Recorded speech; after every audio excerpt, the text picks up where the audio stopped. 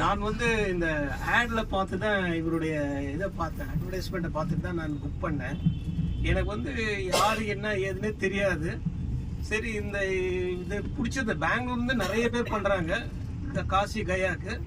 என்னமோ தெரியல, இவர் இதை பார்த்த உடனே ஆட் பார்த்த உடனே பிடிச்சிருந்தது. சரி, இவரை கான்டாக்ட் பண்ண உடனே சரி பண்ணுங்க சார், நீங்கள் அங்கேருந்து வந்து ஜாயின் பண்ணிக்கலாம்னு சொன்னார்.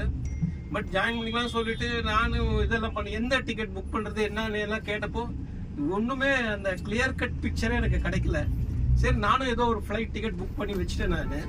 அதுக்கப்புறமும் 10 நாளுக்கு முன்னாடி வரைக்கும் போகிற வரைக்கும் வந்து எனக்கு எனக்கு எந்த ஹோட்டலுக்கு வரணும், ஏன்னா நான் வந்து அயோத்தியாவுக்கு மத்தியானமே வந்துடுவேன். இவங்க வரது ராத்திரி 10 மணி ஆகும்.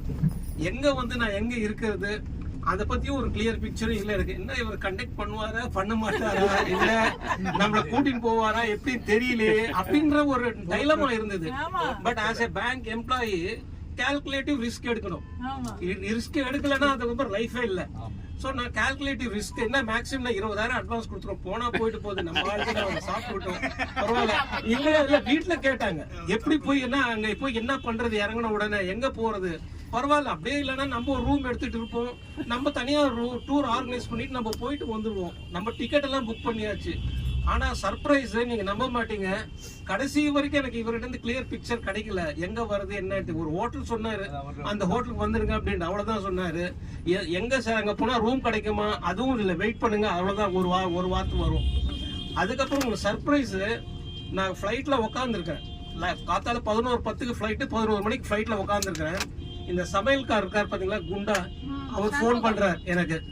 சார் நீங்க தான் ஹரிகிருஷ்ணனா? ஆமா சார், நான் தான் சார். இங்க வந்து நீங்க அயோத்தியால வந்து இறங்கின உடனே எனக்கு இந்த நம்பருக்கு போன் அடிங்க, நான் வந்து உங்களை பிக்கப் பண்றேன். பாருங்க எப்படி சர்வீஸ் பண்ணுங்க. அந்த சர்வீஸ் தான் எனக்கு ரொம்ப பிடிச்சிருந்தது. அதே மாதிரி ஆமா, நீங்க நம்பவே மாட்டீங்க, எனக்கு அது வந்து ரொம்ப ரொம்ப சர்ப்ரைஸ். எனக்கு யாரோ அவரும் மூஞ்சி நான் பார்த்தது இல்லை, என்ன அவர் பார்த்தது இல்லை, நான் எங்களுக்கு யாருன்னே தெரியாது. நானே கால்குலேட்டர் ரிஸ்க் எடுத்தேன் நான், அவ்வளவுதான், வேற ஒண்ணுமே இல்லை. அதே மாதிரி இறங்கின உடனே ஃபோன் பண்ணேன், வந்துட்டீங்களா சார், எங்களுக்கு வந்து ஃபிளைட் ½ hour முன்னாடியே வேற வந்துடுச்சு. நான் இந்த மணிக்கு தான் வருவேன் சொல்லியிருந்தேன். பட் ½ hour முன்னாடியே சொன்ன உடனே அவர் உடனே வண்டி வந்துட்டார். வண்டி எடுத்துன்னு வந்து மொத்தம் இல்லாம என்ன ரூம்ல கொண்டு போய் விட்டாரு. நான் இந்த ரூம் தானே மொத்தமா பண்ணிருப்பாரு இவரு அப்படின்னு நினைச்சிருந்தேன். கடைசியில பார்த்தாக்க நீங்க தங்கின ரூமே வேற, எங்களுக்கு அங்க ரூமே இல்ல, எங்க ரூம் வந்து ஷார்டேஜ்னு சொல்லிட்டு வேற ஹோட்டல்ல பண்ணியிருந்தாங்க.